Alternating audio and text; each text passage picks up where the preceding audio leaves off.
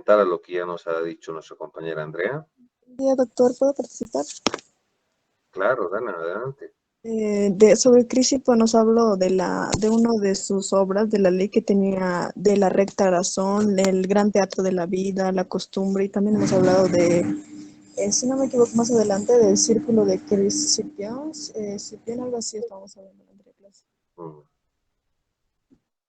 En este punto, mis compañeros, primero a Dana y a Andrea, yo les agradezco mucho compartir, participar en la clase. Geraldine, vamos a considerarlas. Pero en este punto, que yo tenía cierta adherencia a las clases virtuales, pero en este punto y con estas clases me he llegado a convencer que esto no funciona, no sirve. Tenemos que volver a las clases presenciales, porque estoy convencido de que si estuviéramos en clase presencial, varios compañeros ya me hubieran comentado que hemos llevado la última clase. Lo que pasa es que la mayoría de ustedes, y lo voy a decir con mucha sinceridad que pienso, no es que no quieren participar, sino que no le toman atención a la clase. Por eso no saben qué cosa hemos llevado. Es increíble que no tengan buenos apuntes, ¿no? Esa es la dejadez de la virtualidad. Me temo que el peso de esta dejadez, hemos hecho tan light la carrera, tan fácil, etcétera, que lamentablemente va a pesar sobre su calidad profesional de ustedes. Porque es lamentable que en todas las anteriores gestiones he tenido estudiantes que podían decirme con mucha profundidad lo que habíamos llevado, pero aparte de eso, había estudiantes que siempre complementaban sobre lo que de manera personal leían, revisaban, interpretaban la filosofía política, el Estado, el derecho, ¿no? Me comparaban lo que yo había dicho referente a lo que había dicho otro profesor. Entonces, hoy no, hoy hay una ausencia de intención de formación, hay una ausencia de voluntad de aprendizaje, hay una ausencia de voluntad de conocimiento. Y son una generación que no tiene excusa, porque ustedes tienen la información al alcance de la mano. Hoy día tienen todo, todo en el Internet, todo. Hoy día podrían revisar lo que yo estoy diciendo en línea, casi de manera simultánea a lo que está hablando el profesor. Ustedes pueden ir comparando con lo que dice uno u otra nota digital. Entonces, ¿qué excusa tienen para no poder plantearle al profesor lo que se ha llevado en la clase? Yo agradezco a Andrea y a Dana, pero quisiera escuchar a más compañeros decirme, esto hemos llevado, esto es la recta razón, esto era lo interesante, doctor, de lo que usted ha dicho, o esto es el tema que no ha quedado claro. Pero hay una suerte de, de apatía colectiva. Me imagino que se hacía en todas las clases. Aparte, ¿por qué? Porque yo tengo la bondad de no pedirles las cámaras, ¿no? Entonces, claro, cada quien está haciendo lo que le da la gana en ese momento mientras que estoy hablando. Hasta por ahí estoy hablando en balde. Pero el peso de esta dejadez a la cual ustedes están haciendo ritmo la van a sentir cuando lleguen los exámenes. No solo en mi materia, en todas. Entonces, y esta es una reflexión importante porque ya de manera recurrente en este paralelo, porque por lo menos en el A hay mayor voluntad, me imagino que es por lo que es 7:30 los compañeros del paralelo A, pero en este paralelo medio que muy lento, evidentemente no debería haber excusa. A ver, voy a dar la oportunidad para que dos compañeros más complementen. ¿Qué hemos llevado a la anterior clase?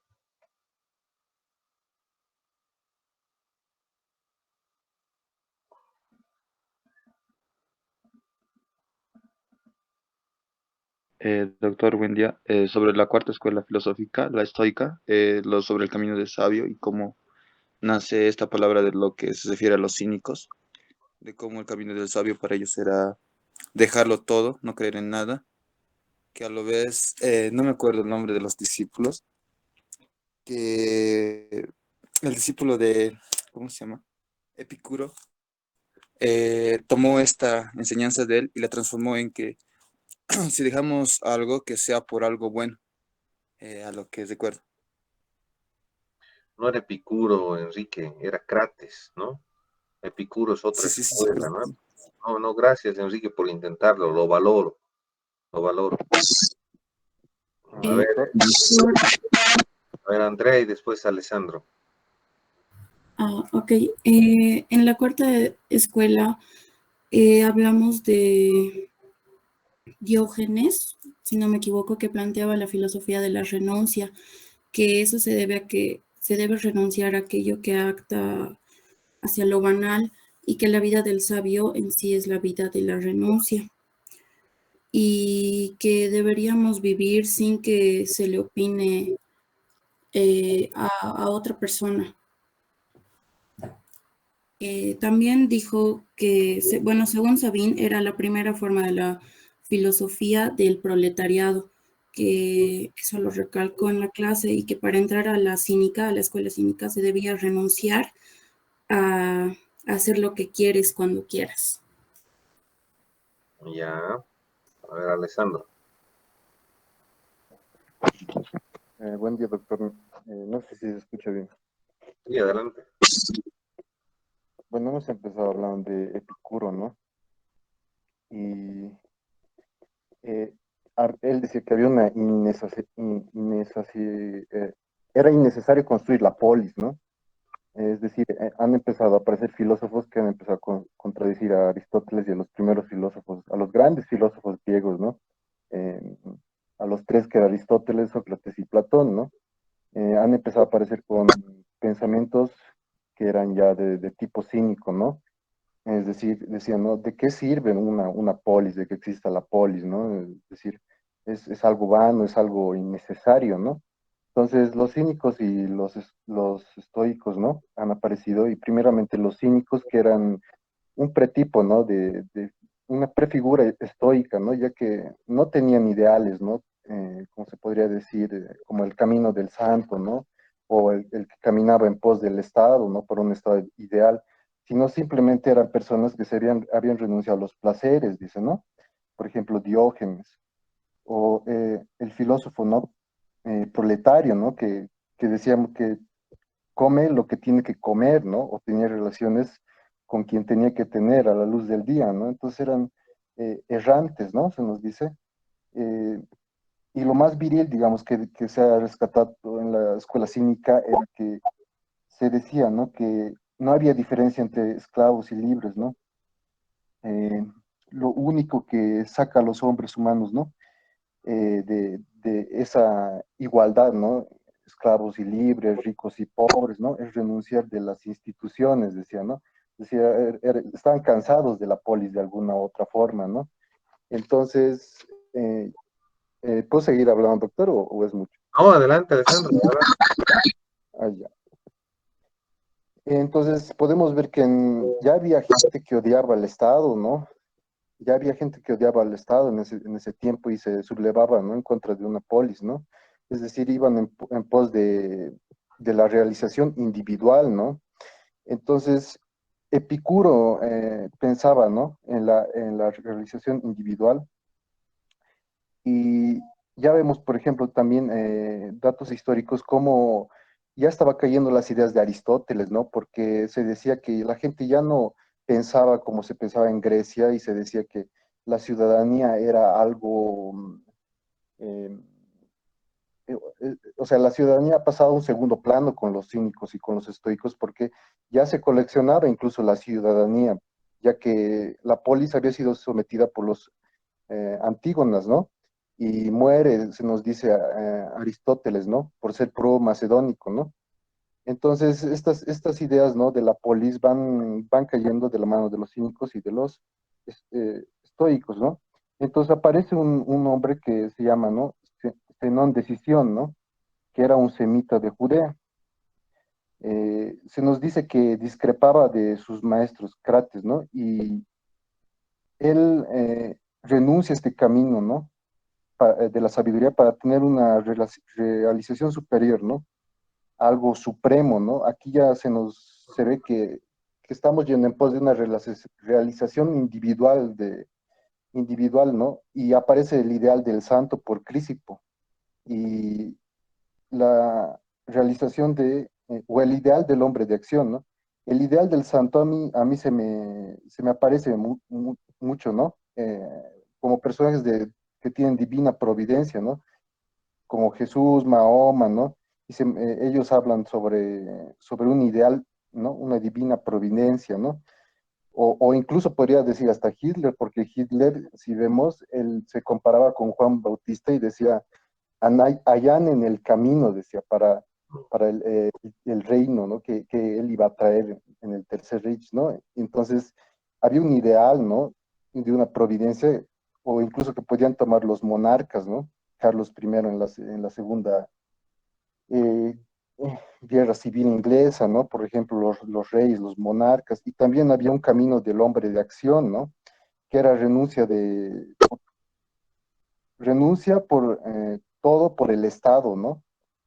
Entonces, de alguna u otra forma, aparece como una realización, ¿no? Individual que a mí, cuando uno se realiza individualmente, también realiza la vida colectiva, ¿no? No es que estén necesariamente contradichos el uno con el otro, ¿no? Eh, bueno, y eso, doctor, eso solamente es la primera cuarta parte. Hasta ahí no más quisiera hablar para no tomar toda la clase. Puede tomar toda la clase. Gracias. ¿Sí?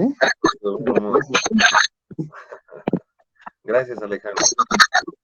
Bien, a ver, lo siguiente. Primero, Geraldine, tome nota de lo que le voy a decir. A la compañera Andrea por haber participado y por haber no dejado porque ya iba a suspender la clase, y le agradezco, Andrea, por participar, le voy a poner 5 puntos. Al resto de compañeros que han participado le vamos a poner 3 puntos. Y Alessandro queda eximido de la exposición, del trabajo de exposición. O sea, Alejandro, por haber compartido ha revisado sus apuntes, haber hecho seguimiento, tiene 20 puntos. ¿De acuerdo? Alejandra está tomando, a Geraldine está tomando nota, ¿no? Entonces, Sí, doctor. Alessandro, usted ya no expone, está eximido. Ok, doctor, gracias. Andrea tiene 5 puntos y el resto de compañeros que ha participado tiene 3 puntos. Muy bien, vamos a continuar la clase. Perdón, doctor, que lo corté. Vayan anotando sus nombres, por favor, para que les pueda registrar. Igual, Alessandro. Está muy claro los 4 compañeros que han participado, Andrea y Alessandro, que está eximido. Gracias, Alessandro, porque yo sé que hay cosas, hay imprecisiones, pero usted se ha animado a exponer y valoro mucho lo que hemos llevado a la anterior clase en un escenario del que aparecer casi nadie ni hace apuntes ni nada. Entonces, eso se valora y lo valoro de esa forma. Entonces, están los compañeros que han participado, está Andrea, que tiene 5 puntos, y Alessandro, que está eximido de la exposición. Muy bien, continuamos con el avance de la materia. Hemos llevado entonces de que en el siglo I antes de Cristo, Cicerón es uno de los senadores romanos más influyentes. Y en ese entendido, Cicerón, como ustedes saben, se opone radicalmente a la llegada del Imperio Romano, ¿no? Entonces, Cicerón escribe en los últimos años de la República Romana, en los últimos años, y justamente toda la filosofía planteada por él en la República es la añoranza de los viejos tiempos, ¿no? De volver, de que el día de vuelva a llegar, el día de que se vuelva a alzar la vieja República. Cicerón muere suicidado, ya lo hemos dicho, lo suicidan a Cicerón y de él queda la República. La República no era una obra tan original como las grandes obras griegas, pero tenía una virtud que, como señala el profesor George Sabin, no es menor y hay que resaltar, es que todo el mundo leía a Cicerón. Cicerón, por supuesto, había copiado las grandes frases escritas en el griego ático, ¿no? Que es el griego que escribían, en el cual se han escrito la mayor cantidad de textos de las grandes escuelas filosóficas, y el griego estoico, ¿no? El griego que se lleva a Roma, y Cicerón tenía la virtud de no solo traducir, sino interpretar grandes de los pasajes de la obra filosófica griega y particularmente la obra estoica.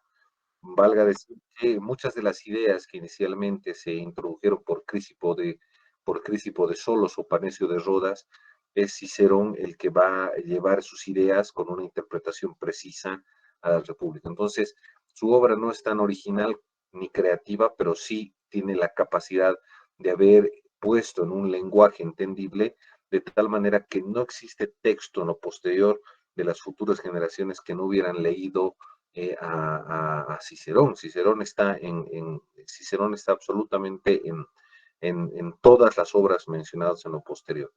Vamos a hablar de algunas precisiones entonces de la obra de Cicerón. Primero, Cicerón va a plantear en la República que todo hombre vive en dos repúblicas a la vez, ¿no?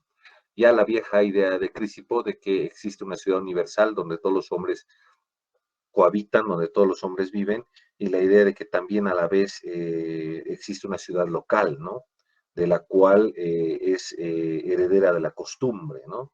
A la recta razón es el camino por el cual esa recta razón todos los hombres pueden entender la ciudad universal, ¿no?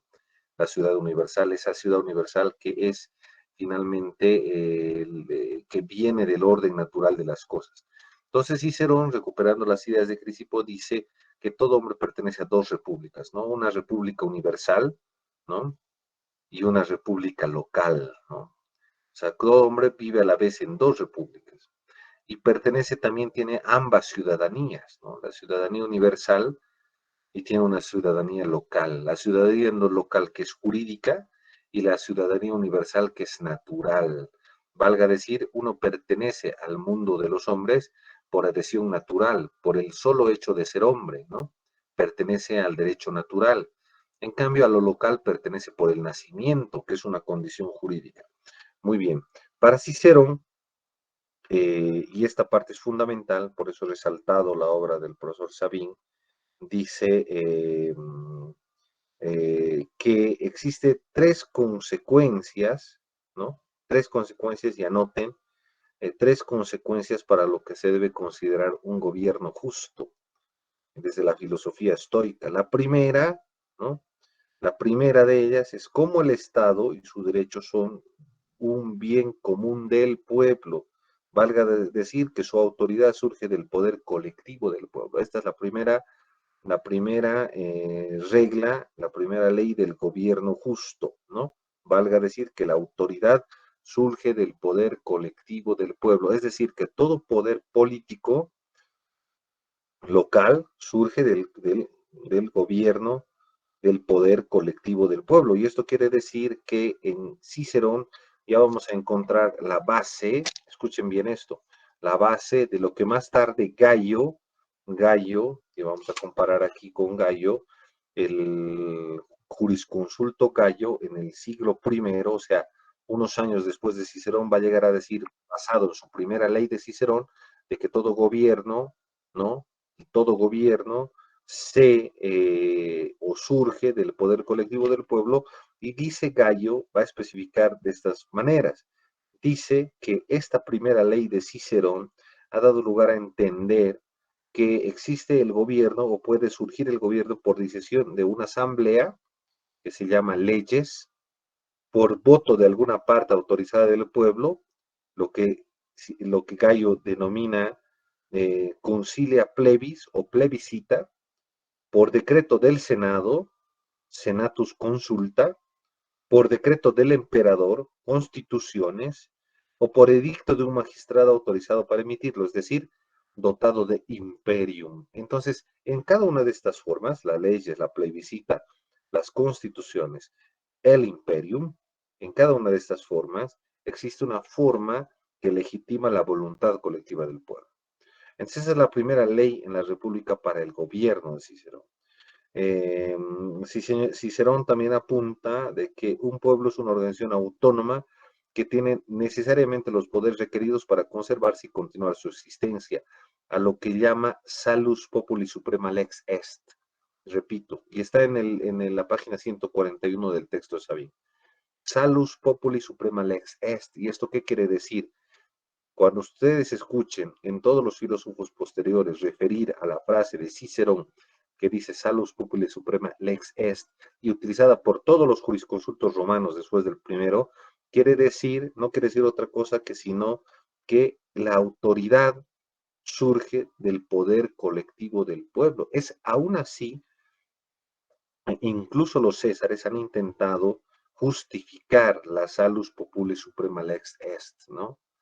Entonces, esa es una de las leyes fundamentales dejadas por Cicerón en la República desde la filosofía estoica. La segunda ley, tal cual señala Cicerón, dice que el poder político, cuando se ejerce recta y legítimamente, es en realidad el poder del pueblo como cuerpo, ¿no? El magistrado que lo ejerce en virtud de su cargo, su respaldo es el derecho y él es criatura del derecho. Entonces, ¿qué dice la segunda ley? ¿Qué quiere decir esto? Que el poder, ya que primero que el poder surge del pueblo, esa es la primera ley, ¿no ve? Cualquier poder debe surgir del pueblo para ser tal. Y la segunda ley es que esa decisión tiene que ser colectiva, debe venir del poder del pueblo como cuerpo, ¿no? Y cuando el magistrado ejerce autoridad, dice, su respaldo es el derecho y él es la criatura del derecho. Y escuchen bien esta parte literal de la República. ¿Por qué? Como las leyes gobiernan al magistrado, gobierna el magistrado al pueblo. Y puede decirse que el magistrado es la ley que habla o la ley un magistrado mudo. ¿Qué tal? Y puede decirse que el magistrado es la ley que habla o la ley es un magistrado mudo. Entonces, si entienden lo profundo de esta frase, quiere decir que la ley solo es legítima cuando viene del pueblo, pero como cuerpo, ¿no? Por eso es que, mm, pensado en Cicerón, todos los filósofos posteriores, e incluso Roma, que después va a venir un poderoso despotismo totalitario, va a intentar de alguna manera legitimar las leyes en alguna forma de representación colectiva del pueblo. Y la tercera ley en Cicerón es que el Estado y su derecho están sometidos siempre a la ley de Dios. ¿Qué decía con esto Cicerón en la tercera ley?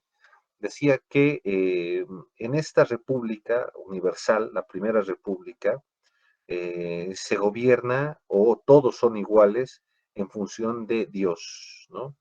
Dios es el supremo gobernante de esa ciudad universal, ¿no? Y por supuesto, Cicerón se adelanta mucho al cristianismo, ¿no? Que después el cristianismo agarrará las ideas del pensamiento estoico casi universal en el mundo romano para mutarlas, digamos, a sus propios evangelios, ¿no? Y esto, por supuesto, es lo que lleva a decir al profesor Charles Carlyle, ¿no? Que, como ustedes saben, el profesor Carlyle es uno de los autores más usados por el profesor George Sabin, y referenciado, citado por él. El profesor Carlyle llega a decir que no hay nada original en el cristianismo, ¿no? Excepto Jesús, ¿no? Pero filosóficamente no hay nada original, o sea, todas las ideas del cristianismo como, digamos, esquema filosófico ya estaban en Cicerón y en Séneca, dirá Charles Carlyle, ¿no? Eh, ¿Cuál es el aporte entonces de Cicerón al plantear sus tres formas de gobierno? Es que de las ideas de Cicerón, yo ya les había hablado del círculo de Emiliano Escipión, habrá de surgir, por ejemplo, un siglo más tarde, o 2 siglos más tarde, en el siglo segundo, el famoso jurista Celso, altamente citado por Ulpiano, que van a plantear con este conjunto de ideas la famosa frase ars boni et equi. ¿Saben qué significa? ¿La han escuchado con algún otro profesor? Ars boni et equi. Ars boni et equi significa dar a cada cual lo que le corresponde, ¿no? Pero Ulpiano, ese concepto de justicia, dar a cada cual que es lo suyo, habría que parafrasearlo de manera completa. Ulpiano decía, cuando se refería ars boni et equi, decía que la justicia es la voluntad constante y perpetua de dar a cada quien su derecho. Los preceptos del derecho son vivir honestamente, no dañar a otro y dar a cada uno lo suyo. Esa es la frase completa, lo repito. La justicia es la voluntad constante y perpetua de dar a cada quien su derecho. Los preceptos del derecho son estos: vivir honestamente, no dañar a otro y dar a cada cual lo suyo. Entonces, justicia no solo era dar a cada quien lo suyo, sino era vivir honestamente y no dañar a otro, ¿no? Ahora, la honestidad es un valor moral. Por eso es que, ¿cómo defines lo que es honesto o lo que no es honesto? No es un precepto jurídico positivo, es un valor ético. Por lo tanto, la ética tiene un gran valor incluso en la filosofía de los jurisconsultos romanos. Por eso es que, ¿y de dónde viene su ética? ¿Qué es vivir honestamente? Vivir honestamente es vivir ya sea el camino del sabio, del santo, o vivir el camino del hombre de acción, porque solo se puede entender la ética de los jurisconsultos romanos en la filosofía estoica. Entonces, hay quien puede decir, bueno, esto medio complicado.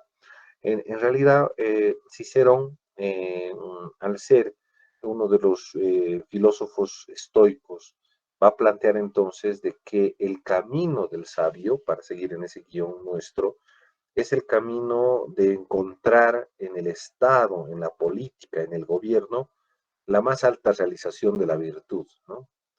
Renunciar a todo por Roma era renunciar por algo realmente superior, ¿no?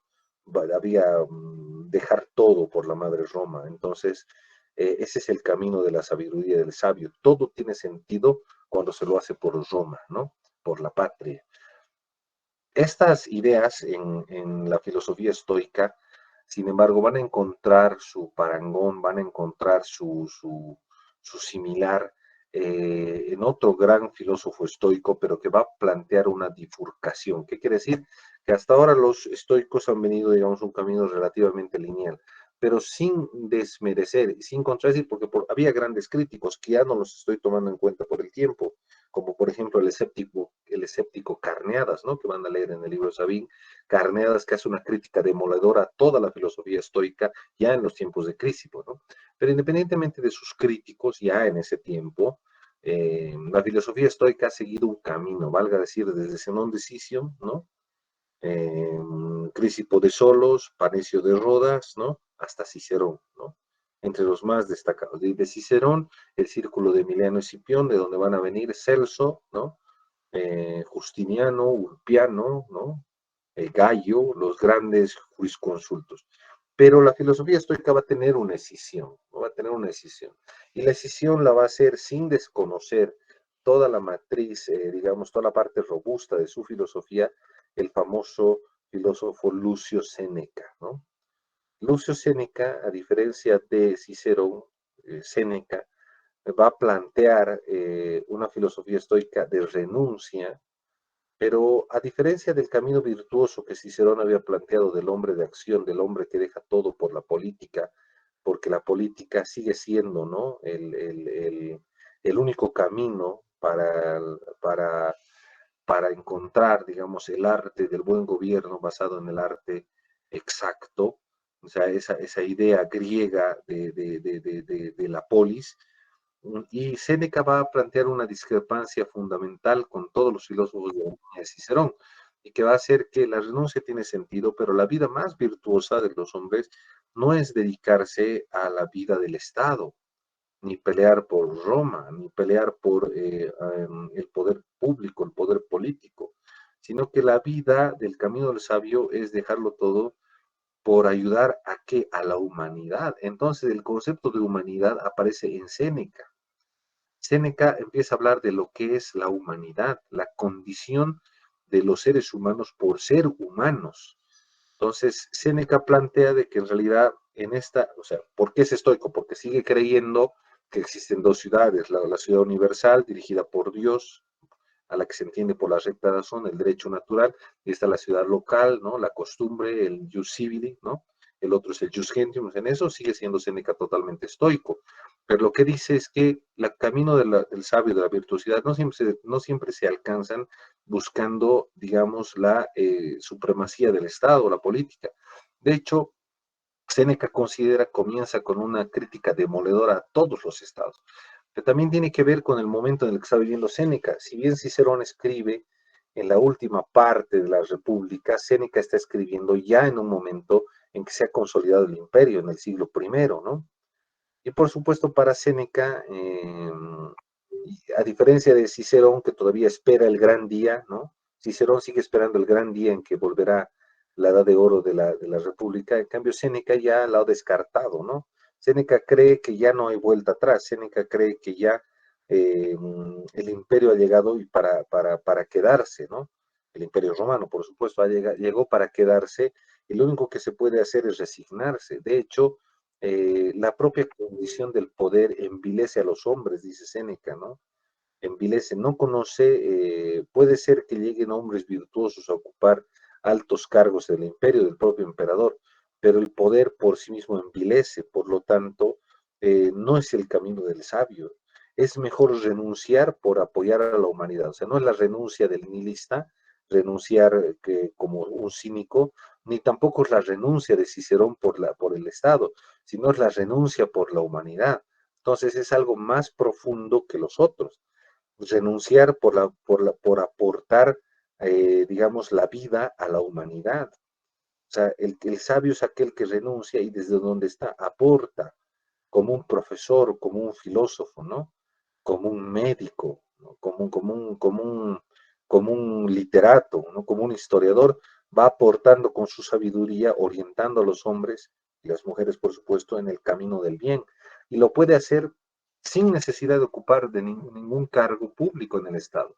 De hecho, ocupar un cargo público envilece, ¿no? Corrompe, dice Séneca. Por lo tanto, la idea es encontrar una suerte de renuncia, pero renuncia por lo divino, ¿no? Por la divina providencia. Dice Séneca, y ojo, Séneca lo dice antes que los cristianos, que el cristianismo llegue con mucha fuerza, digamos, al imperio. Todos los hombres son iguales entre sí, estas ideas que ya son estoicas, ¿no? Todos son iguales entre sí, y aparte los hombres son una suerte de hermanos, ¿no? Creados por el mismo Dios. Por lo tanto, Dios que rige la ciudad universal, rige la república universal, es el deber del sabio más bien acatar sus leyes, las leyes naturales. Entonces no hay nada más honesto y virtuoso en la vida que poder captar las sabias enseñanzas de Dios a través de la naturaleza. Y por lo tanto, ese es el camino del sabio, dice Séneca, ¿no? Ese es el camino del sabio. Y alguien preguntará, pero ¿cómo Lucio Séneca termina siendo ministro de Nerón, ¿no? Uno de los emperadores más déspotas del primer siglo y que aparte se va a caracterizar por ser un gran, digamos, perseguidor, ¿no? No solo que los persigue a los cristianos, quema la ciudad para culparles a ellos. Nerón era un tremendo, aparte, por decirlo así, jaranero, ¿no? Le gustaba la jarana, la orgía, era un tremendo emperador, ¿no? Y Séneca estaba por ahí intentando enseñarle el camino del sabio, ¿no? Pero justamente tiene que ver con que haber servido con Nerón le enseñó a Séneca las vilezas del poder, ¿no? Y que ese no es el camino del sabio y que definitivamente él renuncia por un camino distinto. ¿Por qué es importante resaltar todo lo que dijo Séneca? Porque Séneca es quien va a enfrentar, si ustedes quieren, el tránsito a la llegada de los primeros grandes filósofos del cristianismo.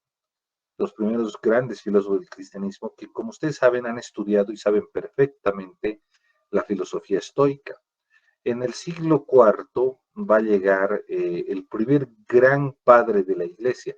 Es considerado padre de la iglesia porque son los primeros grandes defensores del lugar de la iglesia en el mundo, o frente al Estado, o superior al Estado, dependiendo de cuál de ellos estemos hablando. Por eso son los padres de la iglesia, no son los padres del evangelio, ojo, no confundir. San Ambrosio, San Agustín y San Gregorio son considerados los tres grandes padres de la iglesia, ¿no? Y esto por el tiempo en que ellos les ha tocado defender la iglesia. San Ambrosio fue el primero de ellos, ¿no? El primero de ellos, su discípulo, Agustín de Hipona, quizás fue el más grande de ellos, ¿no? Su discípulo, ¿no? San Agustín, perdón, San Ambrosio, es un obispo, ¿no?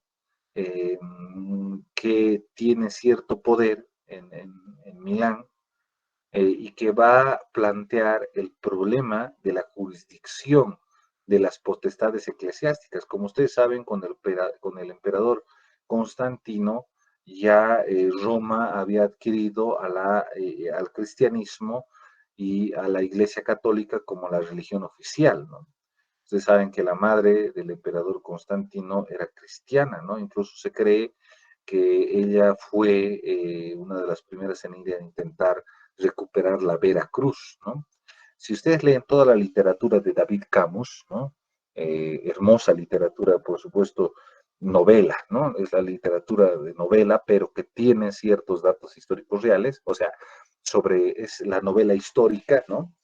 Y a quien le guste la literatura puede encontrar en la obra de Camus, de David Camus, puede encontrar las grandes obras sobre los caballeros cruzados, ¿no? De hecho, los Caballeros de la Veracruz, ¿no? La obra de Camus es una de las más grandes obras de la literatura de la historia de la humanidad, ¿no?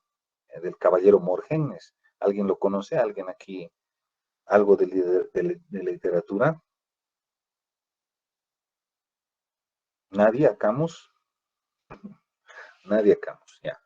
Bueno, Camus, que escribe sobre la historia del caballero Morgenes, y Los Caballeros de la Veracruz. Quizás es la novela histórica más interesante creada con datos históricos sobre las cruzadas.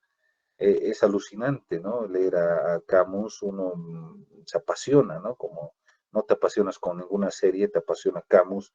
Y Camus dice en su obra que justamente fue la madre de Constantino la que había recuperado la Veracruz y la había llegado a Roma. Y una vez en Roma, la Veracruz no solo convierte a su hijo al cristianismo, sino de que le da un segundo impulso al imperio en el marco de su conquista, vamos a decir, del mundo antiguo, ¿no?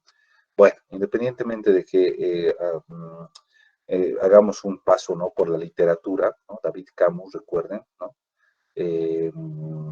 Más grandes autores de la literatura contemporánea. Volviendo a San Ambrosio, San Ambrosio se caracteriza por haber escrito en el siglo IV varios de los documentos políticos más importantes que justifican ahora el rol de la iglesia en el imperio, ¿no? En un imperio que por supuesto ya está siendo decadente, nos estamos acercando al año 400, ¿no? Y ustedes saben qué va a pasar en el año 410, ¿no? ¿Qué pasa en el año 410 en Roma? Historia universal.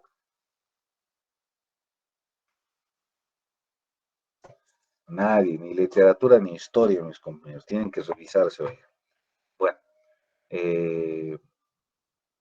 San Ambrosio va a ser uno de los obispos que va a impulsar o va a intentar delimitar el espacio político de la iglesia frente al espacio político del emperador, a tal punto que va a ser uno de los primeros.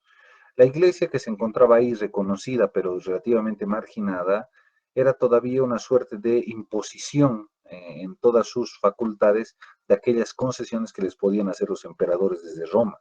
Primero desde Roma de Oriente, de Occidente, ¿no? Desde su capital Roma, y después de Roma de Oriente con su capital en Constantinopla, ¿no? Que va a durar 1000 años más, la otra Roma. Pero en Roma de Occidente, San Ambrosio habrá de cuestionar el tema de las jurisdicciones. Ya San Ambrosio habrá de decir que si bien se respeta el tema de la obediencia, y hace toda una teoría sobre la obediencia de vida. San Ambrosio va a decir que la obediencia, ¿no? La obediencia es una potestad vinculada a la humanidad, ¿no? A diferencia, miren lo que va a decir San Ambrosio de manera tan creativa. Va a decir, evidentemente, como dijo Séneca o como dijo Cicerón, todos los hombres viven en dos ciudades, ¿no? Pertenecen a la ciudad universal, a esta ciudad universal es de Dios, ¿no? Dios es el que gobierna la ciudad universal porque Dios gobierna el mundo, y también pertenecen a la ciudad de su nacimiento, que es la ciudad local, ¿no? Es aquella que le ha dado su ciudadanía. Pero, ¿cuál es la diferencia? Que dice, digamos, planteará a San Ambrosio a diferencia de Séneca y de Cicerón. San Ambrosio dirá, pero no es la recta razón la que te hace miembro de la ciudad universal. Lo que te hace parte de la ciudad universal es el alma, ¿no? A partir de ahí, San Ambrosio planteó que los hombres tienen un alma, y el alma, que es el otro cuerpo, como cuerpo no material, es el que realmente es parte de esa ciudad universal. Entonces, Dios es parte de la ciudad universal, por lo tanto, todos los hombres son parte de esa ciudad a través del alma. Entonces, el alma es lo más importante, y son parte de la otra ciudad, que es la ciudad local, a través del cuerpo, ¿no? Entonces, San Ambrosio, lo que antes para los estoicos se dividía a través de la recta razón y la costumbre, San Ambrosio lo divide entre el alma y el cuerpo, ¿no? Lo espiritual y lo mundano. Entonces, San Ambrosio va a plantear que a partir de esta división, cada uno de sus espacios va a tener sus jurisdicciones. En lo local, dirá San Ambrosio, la jurisdicción la tiene el rey, el emperador, no tenemos ningún problema, es el que manda sobre el cuerpo. Pero la ciudad universal, que es el gobierno de Dios y que está vinculado a todos los hombres a través de sus almas, tiene jurisdicción la iglesia. Ojo, ¿no? No es menor lo que está diciendo, si están captando lo que está pretendiendo decir. Por lo tanto, sobre las cuestiones locales, a los que llamara San Ambrosio seculares, porque viene de lo local, lo material, del cuerpo, lo secular, tiene potestad el rey. Pero para lo que es lo espiritual, vinculado a Dios en la ciudad universal, tiene potestad la iglesia, porque solo la iglesia habla a nombre de Dios. Entonces, la iglesia le debe cierta obediencia y los súbditos de la iglesia al rey, porque el rey tiene legitimidad sobre lo local. Pero esta obediencia está condicionada a que el rey también sea un súbdito de qué? De la ciudad universal a través de la iglesia. Entonces, la obediencia, que es, si ustedes quieren, vamos a verlo así, la obediencia, que es una potestad, una facultad humana que puede entregarse, solo se puede entregar a qué? A un rey cristiano, a la vez que este rey cristiano es un súbdito más de la ciudad universal. Y por eso San Ambrosio llegará a decir, el obispo, para el obispo, tanto el rey, el emperador, como cualquier otro hijo de Dios, el más humilde, todos son iguales, porque nosotros tenemos jurisdicción sobre el alma, y en el alma no hay diferencias, ¿no? No hay diferencias, todos son iguales por el alma en la ciudad universal, ¿no? Que está recuperando del pensamiento estoico, ¿no? En la ciudad local, sí, el emperador tiene su potestad, puede gobernar, administrar el ejército y demás, y demás, y demás, no hay problema. Y Ambrosio lo llevó hasta las últimas consecuencias. ¿Por qué? Porque en una oportunidad, cuando estaba intentando llegar a una misa, el emperador Teodosio, resulta que el obispo no lo quiere recibir, le cierra las puertas de la iglesia en la cara al emperador y le dice, no lo voy a recibir porque usted ha pecado, ha hecho una invasión a tal pueblo y ahí han matado niños, y por lo tanto no lo voy a recibir. Usted tiene que primero, eh, tiene que confesarse, recibir el perdón como cualquier otro cristiano, y recién usted puede entrar a la iglesia y recibir la misa que está pidiendo. Y le está parándose el carro al emperador, o sea, le está demarcando ¿qué? Le está demarcando las jurisdicciones, ¿no? Y no solo le hace eso a Teodosio, también le hará a su sucesor, ¿no? Entonces, Ambrosio va a plantear temas de esta naturaleza intentando justificar el papel o legitimar la iglesia. No les estoy diciendo la fe, el papel de la iglesia. ¿Qué rol va a jugar ahora la iglesia como iglesia en el campo de el Estado o en el campo del ordenamiento político? Y por eso un intento de separación de jurisdicciones. San Ambrosio no será, y si bien había planteado sus grandes ideas, no será sino su discípulo, un señor joven llamado Agustín de Hipona, que así viene del lugar de Hipona, quien habrá de volverse el más grande, si ustedes quieren, de los discípulos ambrosianos. Y San Agustín coincidirá su vida con el 410, valga decir que en el año 410, entrado el siglo V, el imperio recibirá una de las mayores invasiones como nunca se había pensado en el mundo antiguo. Roma, que era un poder que por 5 siglos, entre el siglo I al siglo IV, nadie había podido entrar en Roma, excepto Julio César, ¿no? Pero como libertador, aplacando la rebelión de los esclavos. El 410 va a sufrir una de las más grandes invasiones que va a llegar a tumbar realmente el Imperio Romano de Occidente. ¿Y es quién? La invasión de Alarico I, ¿no? ¿Quién era Alarico I? El rey de los godos, ¿no? Los godos, que era un pueblo, no, alguien a veces nos hacen imaginar los profesores, ¿no? Que no nos dan contexto, eran bárbaros, ¿no? ¿Y qué uno entiende por bárbaros? Eran como unos incivilizados, ¿no? Bárbaros, bárbaros incivilizados, que andaban como horda y tremendos. No, no, los godos eran una civilización germana. ¿Qué quiere decir? Venían de Germania, lo que es hoy Alemania, ¿no? Entonces los godos, que eso se han organizado en estos siglos previos, han resistido la invasión de Roma y ahora han armado todo un reino, el reino germano de los godos y el reino franco de los godos. Ahora la cabeza de Alarico I, que era un monarca con toda una corte, ¿no? No se imaginen que era un salvaje, ni siquiera se lo imaginen así a Atila, ¿no? Entonces Alarico, que era un monarca, que viene con las reglas de Berhel, ¿no? Del Commonwealth, ¿no? Del Bergildo, o sea, todo lo que es el derecho germánico, y que va a venir y en el 410 va a invadir Roma y va a ganar, ¿no? Va a ganar al ejército romano y va a hacer caer todas las legiones que están protegiendo Roma y va a llegar a la Roma mismo, ¿no? Alarico incluso llega a las puertas de las iglesias de San Pedro, ¿no? Él decide no ingresar, ¿no? Él decide no ingresar, ahí se tejen varias leyendas, en realidad no ingresó porque cuando salió el Papa, que no había Papa como tal, pero cuando salió el obispo, ¿no? A enfrentar a Alarico, dice que un ángel se apareció detrás del obispo y Alarico no invadió por eso, ¿no? No tomó la iglesia de San Pedro, etcétera, etcétera, etcétera. Entonces, hay varias cosas que se dicen por el estilo, ¿no? Porque dice que el ángel Gabriel se le apareció detrás, ¿no? Del obispo de San Pedro. Solimar, ¿quiere participar? ¿O se encendió su micrófono? No, se encendió su micrófono. Muy bien, continuamos. Entonces, cuando esto ocurre, ¿no? En Roma y en toda Italia, o sea, en toda la península itálica, que estaban bajo yugo del emperador romano, bajo el yugo de los césares, no se olviden, ¿no? Venecia, Milano, y están las ciudades del norte, las ciudades del sur, etcétera, etcétera. Eh, Todo el mundo le empieza a culpar de esto a los cristianos, ¿no?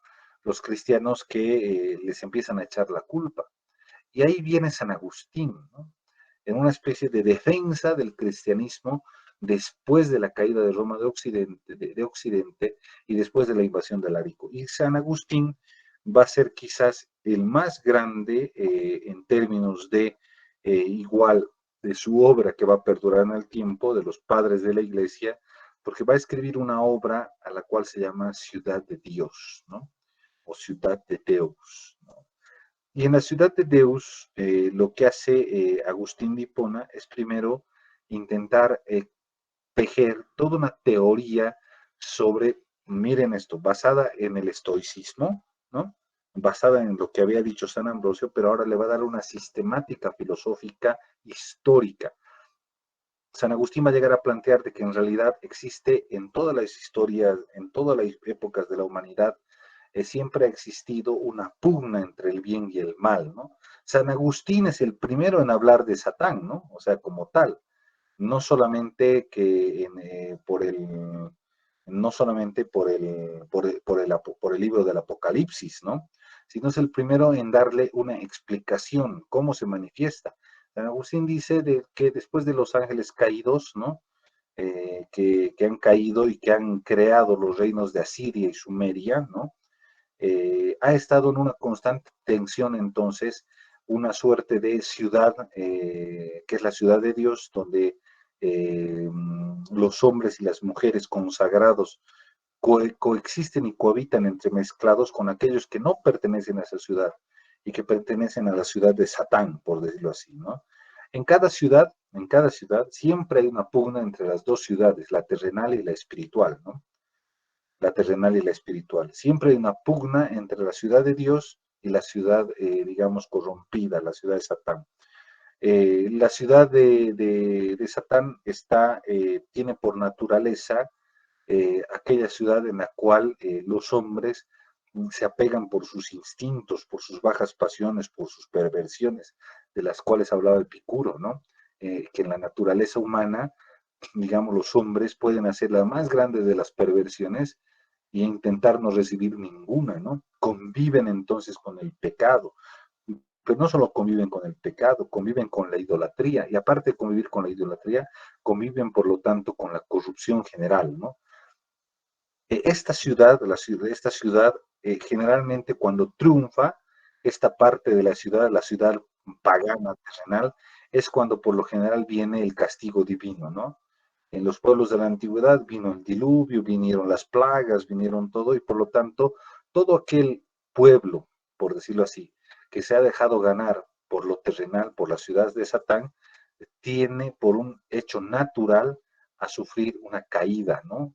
A sufrir si ustedes quieren, su aniquilación. En cambio, existe una pugna entremezclada entre la ciudad esta que se corrompe, que es el ciclo de la historia de las ciudades y de los estados terrenales, que es la ciudad de Dios, ¿no? La ciudad de Dios que es universal y que a la vez pertenece, digamos, o está presente, omnipresente en todas las ciudades locales, es a la cual se adscriben aquellos que se han renunciado, ¿no? Ojo, la renuncia viene de la filosofía estoica, han renunciado a las cosas paganas de la vida por dedicarse o consagrarse a Dios, ¿no? Y a la fe, a los sacramentos, a los decretos, ¿no? A las leyes de Dios. Por lo tanto, esta pugna entre las dos ciudades hace que en algún momento una de las ciudades prevalezca, ¿no? El único camino ahora para llegar a la ciudad de Dios es la iglesia, ¿no? Ese es el rol que le da San Agustín, es la iglesia. Entonces, la iglesia es el camino o el tránsito para qué, para, digamos, desarroparse de las cuestiones paganas y poder entrar a la ciudad de Dios, ¿no? Entonces hay una pugna entre dos ciudades, ¿no? Que conviven. Si va triunfando en una sociedad, en un pueblo, la ciudad de Dios, que es la aspiración donde reina la paz, donde reina el evangelio, donde reina lo divino, automáticamente ese pueblo va a prevalecer. Pero cuando triunfa las perversiones, la maldad, la corrupción, Satán, ese pueblo va a perecer. ¿Y qué le ha pasado a Roma? Entonces, ¿por qué vino Alarico? ¿Por qué pereció? Ah, porque se han dedicado a Satán. No es por los cristianos, ¿no? Es porque ustedes se han corrompido, ¿no? Se han alejado de Dios, ¿no? Ustedes han hecho que triunfe la ciudad de Satán, ¿no? Frente a la ciudad de Dios. Entonces, estamos como una especie de cruzada divina permanente, todas las naciones de la tierra, por que triunfe la ciudad de Dios sobre la ciudad del mal, ¿no? Entonces, eso es la ciudad de Dios en la filosofía política, le da un lugar, un rol a la iglesia fundamental, porque es el único camino a la salvación. Entonces, toda la ética antes discutida por las grandes escuelas filosóficas griegas y toda la moral antes construida en función de los ideales de un Estado, de los ideales de una polis, ¿no? De la educación, como todo lo que había hablado Platón, ¿se acuerdan? La educación, el rol, por ejemplo, de educar a hombres, mujeres, la democracia, etcétera, dejan de tener sentido ante esta pugna, que es la verdadera pugna, la pugna del bien y del mal, ¿no? Entonces, San Agustín va a intentar consolidar una filosofía de qué? Del bien y del mal, ¿no? Entonces, no importa que sea monarquía, no importa que sea aristocracia o democracia, es lo de menos. Lo que importa aquí es cuán cerca están de la ciudad de Dios o cuán lejos están de ser ciudad de Dios, ¿no? Y la iglesia se vuelve en el filtro necesario para poder filtrar, ¿no? A los ciudadanos del mal para volver a los ciudadanos del bien. Entonces, a partir de aquí aparecen los padres de la iglesia, por eso se llaman los padres de la iglesia, y San Gregorio le dará una connotación más profunda aún. Y no se olviden, por el tiempo no voy a avanzar, que con San Gregorio y el Papa Gelasio I va a profundizarse, valga decir, San Gregorio habrá de plantear la idea de las jurisdicciones, ¿no? Recuerden, San Agustín habrá de plantear la idea de la ciudad de Dios, ¿no? Y San Gregorio y Gelasio van a plantear lo que va a ser la consolidación de todo lo que hasta aquí se ha dicho con la famosa doctrina de la teoría de las dos espadas, ¿no? La doctrina de las dos espadas, planteado por San Gregorio y por el Papa Gelasio primero va a ser la conclusión de toda la doctrina filosófica de la Iglesia, ¿no? Pero antes de desarrollar, y es la parte quizás la parte más viril de la filosofía de los padres de la Iglesia, la teoría de las dos espadas, ¿no? Una de las espadas es la espada de la razón, ¿no? Todos los hombres están dotados de la razón como cualidad, y que aparte esa espada le debe servir a los hombres para interpretar las cuestiones de la vida. Y la otra espada es la fe, ¿no? La fe. Todo hombre está dotado de las dos espadas. El hombre armonioso es aquel que guarda perfecto equilibrio entre las dos espadas, la espada de la fe y la espada de la razón. Una abrirá la jurisdicción del poder secular, a través de la espada de la razón se gobiernan los hombres, y la otra la espada de la fe, la espada de la ciudad universal de Dios, ¿no? La espada de la fe que se abre a través de la iglesia. Entonces debe haber un perfecto equilibrio entre razón y fe. Entonces debe haber un perfecto equilibrio entre Estado e iglesia, cada quien con su jurisdicción. Entonces hay que hablar algo más de esto, pero hasta aquí, entonces se ha construido toda una filosofía, si ustedes quieren, de la iglesia, con un rol para la iglesia jurisdiccional y competencial en el Estado, ¿no? Frente al poder político. Y claro, jurisdicción, ciudad de Dios y ahora teoría de las dos espadas, habrán de ser la base filosófica para justificar a la iglesia en todos los siguientes siglos que se van a venir a continuación. No se olviden el tremendo rol que tiene la iglesia en la sociedad y en el Estado, ¿no? Hasta que venga el Estado, prácticamente el Estado moderno, el Estado laico, la iglesia va a seguir teniendo una importante influencia. Tendrá que llegar Hobbes, ¿no? Tendrá que llegar Hobbes para desnaturalizar toda la teoría, porque ojo, ¿no? Cuando ya parecía en el siglo XIII que todos estos argumentos planteados por Ambrosio, Agustín y eh, Gregorio se estaban derrumbando, como vamos a ver, vendrá otro, ¿no? Vendrá otro superior para venir a reforzarlos, ¿no? Y ese será Tomás de Aquino, ¿no? Que va a venir justamente cuando también ya le estaban echando la culpa a los cristianos de otra vez de la invasión ahora de los hunos, ¿no?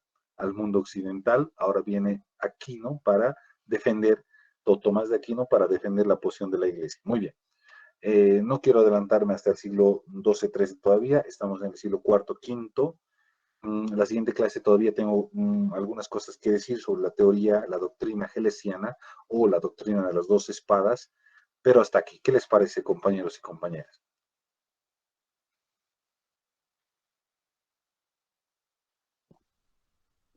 Doctor, ¿puedo hablar? Sí, Alessandro. Bueno, no, se puede contrastar con lo que se decía, ¿no? En el Evangelio en los Evangelios, ¿no? ¿Qué es lo que se dice? Al César lo del César y a Dios lo de Dios, dice, ¿no? Entonces, cuando veo lo que decía, ¿no? San Gregorio, o la teoría, ¿no? De las dos espadas, vemos, ¿no? Reflejada esa palabra, ¿no? Porque uno gobierna a los hombres y su jurisdicción y otro a los hombres en cuanto a la fe, ¿no? Y también quería hacer, ¿no? Esa distinción entre lo que sería teoría política, ¿no? Y la religión, ¿no? Porque, por ejemplo, Thomas Hobbes era cristiano, ¿no? Y Thomas Hobbes, de todas formas, el Leviatán, ¿no? Una bestia bíblica, él lo toma para hacer teoría política, ¿no? Entonces es paradigmático, ¿no? Porque podemos ver cómo separamos la religión de la teoría política, ¿no? Entonces él aunque creía en Cristo como su Señor, él decía la Constitución, ¿no?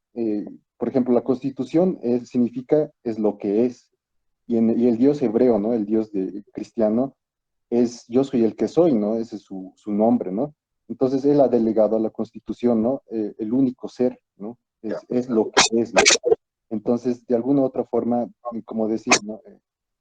Montesquieu o Abate Sáiz, ¿no? Que la Constitución existe por sí mismo, tiene conciencia propia, por ejemplo, ¿no? Entonces, es importante, ¿no? Hacer esa distinción, ¿no? Eso, Alessandro, doctor. cuidado tus 20 puntos ganados. Primero que Hobbes más bien era todo un anticristiano, ¿no? Hobbes era todo un anti-iglesia, ¿no? Es el primero en hablar del Estado que debe separarse de la religión, ¿no? Y lo hace de manera magistral, ¿no?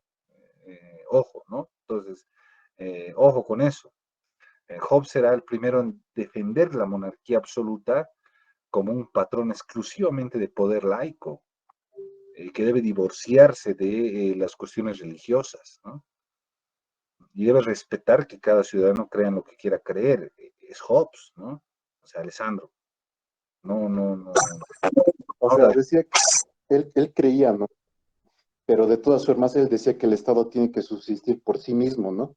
no, él no Entonces, creía. Hobbes era inglés. No te olvides que la iglesia, es que tenemos que ver, junto con los emperadores Tudors, ¿no? Los Tudors, particularmente Enrique VIII, eh, ¿qué es lo que va a hacer? Y justamente está dentro de la filosofía, la historia de la filosofía política. Bretaña, ¿no? Todavía el rey, antes del Reino Unido, se separa de la iglesia en una pugna con el Papa Inocencio III, ¿no? Y lo que va a hacer es que va a proclamar el rey cabeza de la iglesia. Y va a venir la iglesia de otra corte que después, y aprovechando las cuestiones protestantes, ¿no? La lucha de Martín Lutero, Calvino y demás, va a declararse la iglesia puritana del Reino Unido. Entonces, cuando Oliverio Cromwell viene en la Gran Guerra Civil de 1648 a pugnar las cuestiones de la representación y del Estado, no pugna el hecho de que, de que el rey sea cabeza de la iglesia. Ellos desconocen, han desconocido, se han divorciado totalmente de la iglesia de Roma, ¿no? Entonces Hobbes no puede ser en ese contexto el cristiano que nos estás exponiendo. doctor Hobbes decía, ¿no? Que él creía, ¿no? Dice, en la venida del Mesías, eso creía Hobbes, ¿no? Pero, o sea, mi punto es de que es paradigmático, ¿no? Tú puedes creer, digamos, en Cristo Jesús, pero puedes decir, de todas maneras, el Estado tiene que ser por sí mismo el que es, ¿no? O sea, tiene que ser consciente de sí mismo para poder ser un aparato, ¿no? Funcional, ¿no? Entonces, es una separación, ¿no? Es hablar de laicidad, lo cual es correcto, ¿no? Eh, bueno, esa era la distinción, doctor. Sí. ¿Por qué nosotros tenemos la filosofía política a los padres de la iglesia? El pensamiento de San Gregorio, San Agustín, etcétera, San Ambrosio. ¿Por qué? Porque estamos recuperando en su filosofía las cuestiones, el lugar que ellos le dan al Estado y a la iglesia, e intentan defender el lugar de la iglesia en la sociedad y en el Estado. No estamos aquí hablando de los evangelios ni de las doctrinas, ¿no? Eso será, digamos, parte de los estudios religiosos, de las doctrinas religiosas. Aquí estamos hablando de filosofía política. ¿Por qué se llaman los padres de la iglesia? Porque fueron los primeros en defender el papel de la iglesia en la sociedad y en el Estado. Claro, la justificaron desde sus posiciones doctrinales, pero tienen mucho que ver con el ordenamiento de la sociedad y del Estado. ¿Se entiende? Sí, sí, doctor. Doctor, algo más quería acotar. Sí, estamos viendo teoría política. Y quería decir que comúnmente, ¿no? Los cristianos dicen que no hay que meterse en política, dicen, ¿no? Pero como usted decía que la teoría política son ideas, ¿no? Entonces, sea la idea que fuese, siempre va a terminar, ¿no? Concluyendo en un ideal político, ¿no? Aunque ese no sea el fin o el querer o el... Entonces, por eso, como usted bien decía, al final y al cabo todos hacemos política porque todos tenemos una idea, ¿no? De lo que nos rodea. Bueno, eso quería contar, doctor. No hay que meterse en la política y al decir eso están, a ver, están reproduciendo una filosofía política absolutamente definida, ¿no? La política es el arte del gobierno exacto, recuerden ese concepto aristotélico. Y el gobierno tiene que ver con todas las decisiones que están vinculadas a la cuestión pública, a la res pública. Ya lo hacían los estoicos, los romanos, y si al ser tu parte de eso, tienes dos opciones, o ser actor, ¿no? Eh, o ser actor de tu historia, o solo ser, digamos, un sujeto pasivo, ¿no? Eh, Tú quieres ser parte de la decisión o solamente vas a ser un súbdito toda tu vida, ¿no? No te metes en la política, macana es, ¿no? Súbdito nomás tienes que ser eso, ese es el apellido que le falta a ese nombre, ¿no? Bueno, hay quienes están bien siendo súbditos toda su vida, lo importante es pero ser conscientes de esa condición. Séneca te diría, sí, está bien, yo soy súbdito, no hay lío, mi camino es este otro, muy bien, pero sé consciente de lo que estás diciendo, ¿no? Porque pretender vivir al margen de la política es una utopía, ¿no? Es tan intrínseco, la política define cuánto cuesta el pan todos los días. La política define si hay empleo o no hay empleo. La política define si hay educación o no hay educación. Y finalmente la política define si hay libertad de creencia o no, o si te van a imponer una religión o no. No miren solo lo que tienen ahora, miren la historia del Estado y de la humanidad. Entonces, decir yo no tengo nada que ver con la política es una suerte de redundancia, una oda a la ignorancia, ¿no? Por angas o por mangas, como diría la sabiduría popular, la política influye en tu vida, ¿no? En la vida de todos. ¿Qué haces respecto de eso? Es una decisión distinta, pero al menos seremos conscientes de eso. Los padres de la iglesia, particularmente La Ciudad de Dios, será uno de los libros consagrados de la filosofía política necesariamente, y que será discutido en los siguientes siglos a la luz de analizar el rol de la iglesia en la sociedad, ¿no? La iglesia no es lo mismo que la fe, ¿no? No es lo mismo que la fe, no confundan. No confundan la fe, la creencia, con la iglesia como institución, ¿no? No confundir. Muy bien. Sobre este punto vamos a volver a la siguiente clase hablando sobre la teoría de las dos espadas, y ya vamos a pasar un poco a la gran teoría o la gran guerra de las investiduras, que es parte de la filosofía de la Edad Media y que es lo que viene a continuación. Muy bien, la aparición de las universidades, ¿no? Universitas Onimum, ¿no? En el mundo. No sé si alguien más quiere participar, al parte de Alejandro. Si no, ya estamos en hora, quedaríamos hasta aquí. Hoy día hemos hecho una ponderación muy especial porque definitivamente hay que valorar, ¿no? Cuando todos reman en una sola dirección, hay que valorar a quien cuestiona hacia dónde se va. Muy bien. Yera, has tomado apuntes, ¿no? Sí, doctor, no he tomado apuntes de los que han participado. Muy bien. No sé si está Jonathan, nuestro auxiliar. También. Bueno, con Jonathan, Yera, hay que organizar las exposiciones, ¿no? Sí, doctor, ya estábamos en eso, como ya le había informado, este 15 de octubre se va a realizar a cabo las exposiciones. Los compañeros también ya saben, el anterior viernes les he informado. Muy bien. Entonces, en esa línea, los auxiliares van a tener un rol protagónico en esto, ¿de acuerdo, Yera y Jonathan? Y están los otros compañeros de los otros paralelos. Tienen que estar, nos organizaremos bien. Y compañeros, nos vemos la siguiente clase, ¿de acuerdo? Hasta luego. Hasta luego. Hasta luego.